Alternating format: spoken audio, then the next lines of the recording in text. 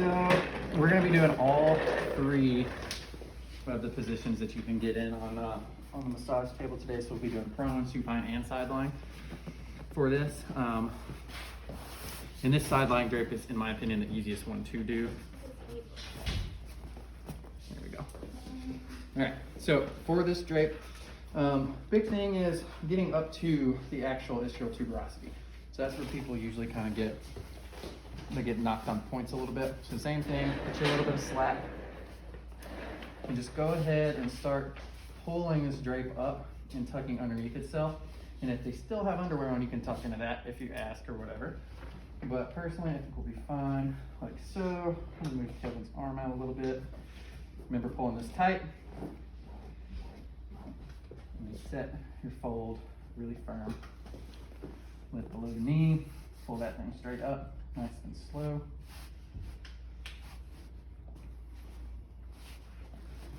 And then you can always just check. So right where the tips of my fingers are, as I go up, that right there is the ischial tuberosity. I can feel it. I can feel the femur attaching to it. Or not the femur attached to it, excuse me. The hamstrings attaching to it. Now forward, where is your handout? My left handout is on the backpack extremity. Now for this, so the MFR, cross arm stretches are great. Do you guys remember on quads where we did the double hand and then the lunge? If you're really having a hard time getting that to stretch, that's another good way to do this too. So we're gonna pretty much be picking 3 different sites. So 1, 2, and 3. So you can do open or scapular retraction. The thing is because we know that these gastrocs come up and attach on those condyles of the femur and the hamstrings lay over top of them as they go down, you got to stretch that superior portion of the gastrocs too. You just have to, because there's all kinds of little fascial connections and chains in there. So you pull these taut, hold that for about a minute, no less than a minute I should say. If you can't get that working, then you can do the double grip or the stacked hands like so, and then just lunge. So just drive forward towards that superior portion of the table. If you got the time, you can do the same thing to the gastrocs and pull the opposite way. So those are just a couple ways to stretch right around and through here. The middle, kind of difficult. So you gotta watch your hands first off, because you don't want to grab too far superior on the medial border. So what I will do is I'll set this right hand first and kind of just traction that down to where I'm not pressing into that popliteal fossa, but I've got some tension here. And then open up like so. Or cross arm, same thing. This hand going towards the fossa first. Squatting down a little bit. Let your legs make that movement for you. So then you would hold there for a minute. So you've got 1, 2. I'm gonna get up here. This is where this gets a little bit difficult. So there's a couple ways that I will do this. You can either use your fist, push right into that ischial tuberosity by tractioning up, and then traction down. You can do this like so with your hand extended back, but you're gonna tax out your extensors that way. So if you've got a whole session and you're starting off this way, or if you're towards the middle or the end, I just don't recommend doing the open palm, because then you also run the risk of cupping the whole buttock, which we don't wanna do. Conversely, you can also take the blade of your hand, press up like so, right into the ischial tuberosity, traction down, or like what I was talking about, this is typically how I'm gonna end up doing this, is the inferior traction by lunging on forward. And you would hold that for a minute. So play with your hand positions, whatever feels most comfortable to you, just do that. With hair on legs, this skin rolling can be pretty intense. So just check in. Doesn't bother some people, other people it really does. So on the rolling on the hamstrings, what we're gonna do, you can feel the IT band right here. Then we have the biceps femoris, where they converge together, and then the semis, and then the adductors, okay? So for the rolling, I'm gonna put my thumbs on that IT band. This is a wide grip roll. So you're gonna open wide, pinch those thumbs into the palm of your hand while you roll very slowly all the way perpendicular across to the adductors. How's that doing hair-wise? You gonna be okay? Okay. And then you would continue this all the way up. Now, there are some techniques, because this lateral portion here can be pretty difficult. If you are seeing that bundling up you can do one of two things. See how that's kind of bunching up right along this line? You can take your hands and move them in opposite directions. So you pull one towards you while you push the other to work your way through that, or you can do that hold like we did and coax that tissue to unroll with the other hand. Just kind of whatever works for you, okay? All the way across.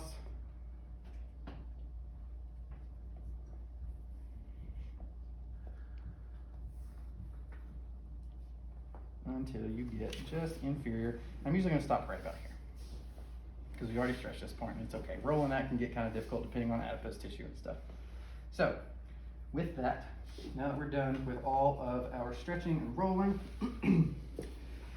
we're gonna isolate the attachments for biceps femoris, tie. So, and we're gonna begin deep stripping with an open palm all the way up to the ischial tuberosity, making sure that your line does not look like this. Because then right there, that is a femur.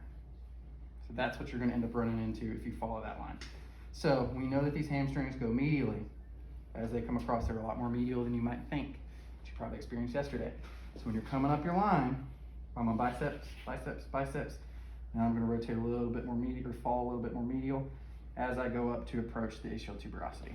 So before that, and the hamstrings is definitely an area, as well as the adductors, where I use a little bit more lotion or cream to treat, just because of hair and adipose tissue, and this is an area that can be pretty sensitive on people. Same for the adductors. So you want to make sure you've got a good enough glide. So we're going to open palm to get that stuff on there first. Then, like I said, either with stacked fingers. So right here, I can flip. That's the biceps femoris right there. Okay. So we're going to need to stay right on that. Follow that. Right about here, I can start to feel that it's coming medial. So I'm going to allow that muscle to make my line for me. As I take my fingers right towards the ischial tuberosity, which is right there, which is where we're going to stop. And then I will follow laterally, but I'm not putting any pressure. This is just so the client gets a sense that they are being touched and worked here too, even though it's just adipose tissue and bone. You come across, fall out, bring it back. You're going to repeat that 3 to 5. 3 to 5 passes before gradually increasing your pressure to an open fist and then an elbow, okay? If you prefer, this says in number 3, work immediately, isolate the attachment with the semis and repeat step 2. If you prefer, before you shift into your fists, just come all the way back over and just go ahead and treat the semis as well. So we're going right up that line, directly to the ischial tuberosity, and we're stopping. Coming on back, falling immediately. Now we've got semis, adductor magnus, and gracilis. So as you're coming up, you're going to kind of scoop and pull back into that femur while still maintaining that nice medial move, because right here, you can see adductor magnus is all in through here. So this is how we target directly into the semis as we approach and hit that ischial tuberosity right there. Same thing, I'm going to fall laterally and come on back. To shift into fists, it's going to look like so. Making sure to allow your arms, or excuse me, your fist to rotate towards the medial portion on each pass. Something else you're going to start feeling while you're doing this is that you're going to start feeling the hamstrings separate. So the biceps and the semis are going to start pulling apart from one another because of all this fascial connection that holds them together through here. To use your fist on the medial portion, what I'll typically do is either stabilize here or kind of use my hand as a little guide. Just depends on what your own wrist stability is like as you go up right into the ischial tuberosity. And this is another one of those zones where you guys, I think it was on glute day you were asking me about this. I am going just slightly under the drape, but I'm on the ischial tuberosity. If I were doing this and I were going up into here, that's when you should not be doing that. But just a touch, just to make sure that I am connecting with that ischial tuberosity every single time, that's all right. And then back down. Because depending on the size of the client's glutes, hams, thighs, whatever, it may feel really weird to have them draped with that exposed. It might feel like their entire glute is out. So for that, I have no problems going to right here. Then once you're going into your elbow, this is where some of the precision and finesse comes in. So I will usually put a little bit of lotion all along my elbow. And squat on down. Feel for that biceps femoris, which is right there. I can flip over and I'm barely pressing too. I'm not pressing in yet. Right there, resting your hand perpendicular. Coming up. Now I'm starting to feel it shift. So because I'm starting to feel that muscle shift towards the ischium, externally rotate your arm, and that will allow you to fall medially as you approach that ischial tuberosity. Then just baby step your way medial. Little wiggles to separate the muscles.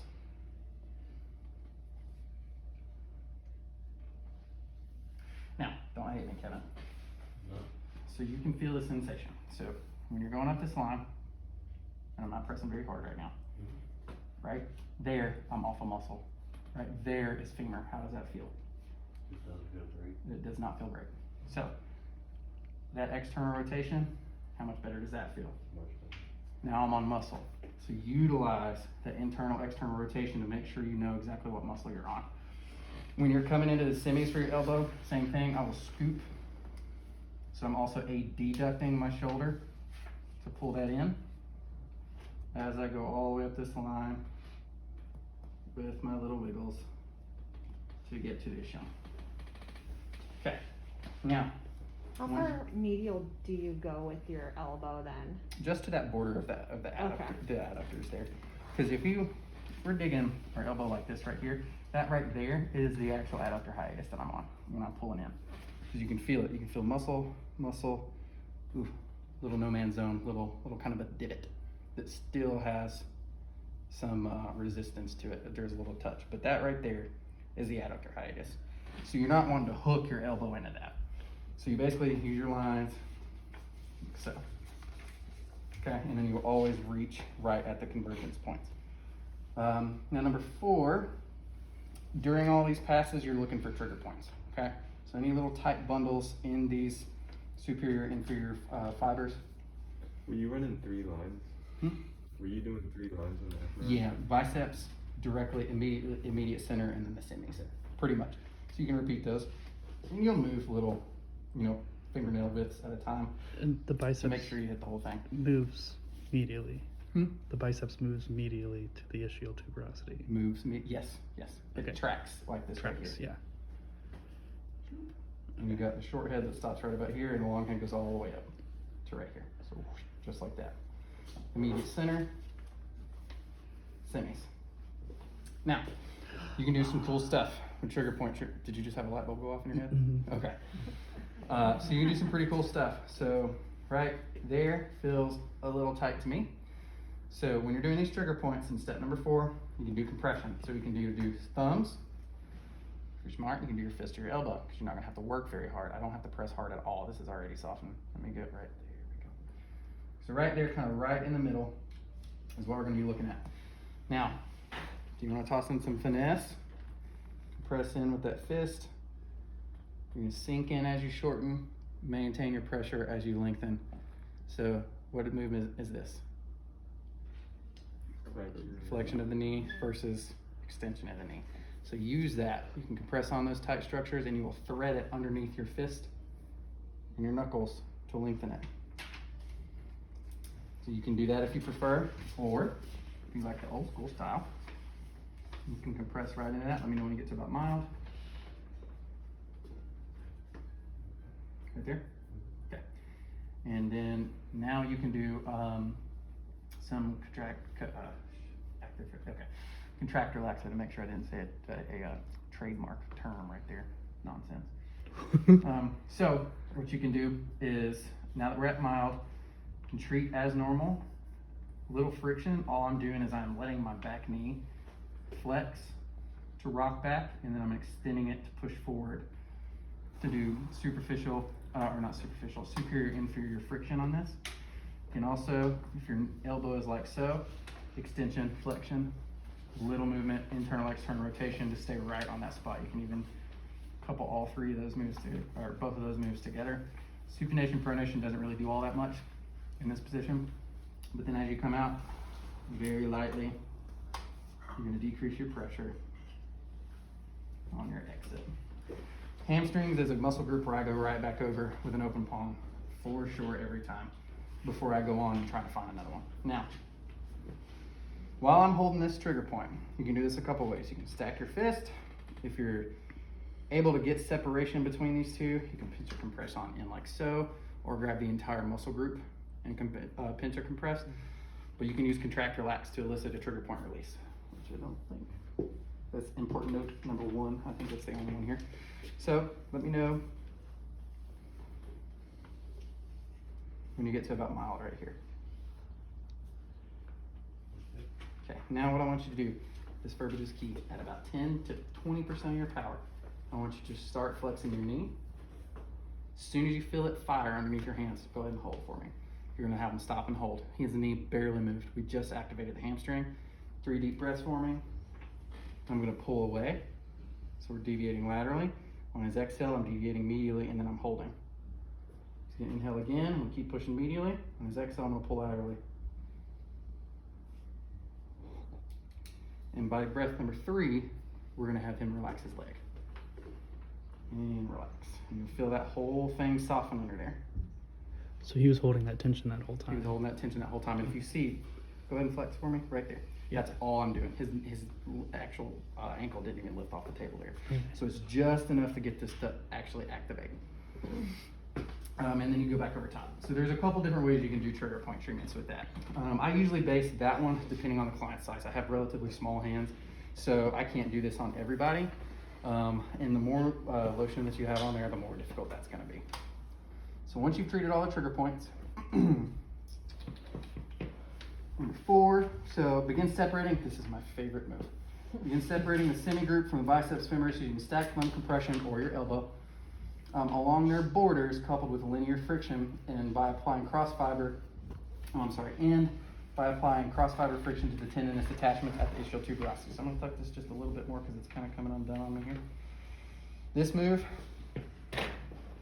is the same thing, except you're gonna find the immediate center, which you can come down to the popliteal fossa to do. I'm not gonna press very hard, but I'm just gonna strum as I move north. There I can feel that border of the biceps femoris. There I can feel the border of the semis, and when I go up, that's where they're laying over top of one another. So right here is where I'm gonna start, my elbow. I'm gonna compress on down, and then this is where patience comes into play. Let me know when you get to mild.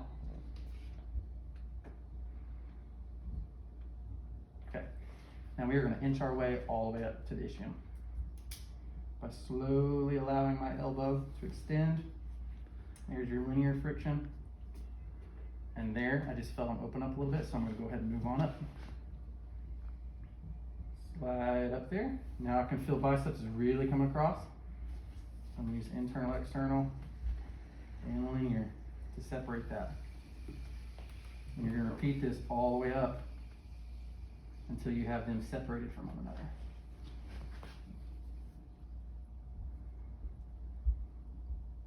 And then right about 3 to 4 inches before you reach the ischium, you're gonna feel them all come back together because of that tendinous attachment. So I'm gonna externally or internally rotate my elbow, compress right in to about an inch below the ischium, and an external rotation to cross fiber friction, or to apply cross fiber friction to that attachment site. Some people love this, some people hate it. You're just gonna kind of have to judge and see how they feel on there. You can also do extension flexion to strip that and friction that as well. On your exit, you're going to maintain firm friction, but very gradually decrease your pressure as you're coming out. And you will feel them kind of come back together. And then you'll hit them with a good open palm. So You can firm, sorry, Yep. firm friction Firm as but you're, gentle. Sounds like a contraindication, but it's not, or a contradiction, but it's not. okay, You can be firm, but gentle. okay, So, I gotcha, but I don't gotcha. yeah, yeah. You know what I mean? So, after that, we're gonna make nice with the entire hamstring by performing petrissage. How I end up doing this one, I think I showed you guys this on gastroc day. So for this, you're gonna need a little bit more lotion. And we're going to just do this nice wave. I think Hope calls these ocean waves or something like that. But you're gonna come all the way across to the adductors, get the whole hamstring. You're lifting this tissue up. You're not pushing it like this. You gotta actually lift it for it to be true petrissage. After a couple of those passes, I'm gonna come on down to the condyles of the femur, where I'm gonna use my femur eminence and the whole bowl of my hand to go around those condyles. So this looks like such. You're gonna pull from the anterior side. I feel the head of the fibula right here, so I'm gonna come across. And we're staying pretty lateral and medial so that we don't compress into the actual popliteal fossa. I'm just rubbing over top of it with my hand. I'm not actually compressing into it, but I am compressing into the lateral borders of those condyles of the femur. And then you move, do a little drag, and then you can continue this nice movement all the way down into the calf, where you're lifting, because at this point you would have probably already treated the calf. Petrissage. With that nice little move we learned on gastroc day, where you're pulling that Achilles tendon away from the body. As you work all the way down to calcaneus, you can give them a little lunge and release. And that is pretty much the hamstring. You can also toss in some open palm FR osteomechanics before you do all that stuff too. Entirely up to you. Now, for the hard stuff.